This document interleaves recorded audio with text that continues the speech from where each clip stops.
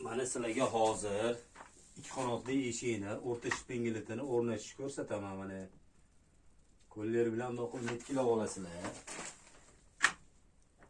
Doqilib. Metkilaganidan keyin mana uni doqilib turib bitta tevaga bosamiz. Pastga bosamiz, bahroqqa kelib ko'rsatib mana. Mana tevada metki chiqdi mana. Endi pastdagi metkini ko'rsating. Mana. Endi hozir bu metkini ko'rib turasizlar, kesamiz.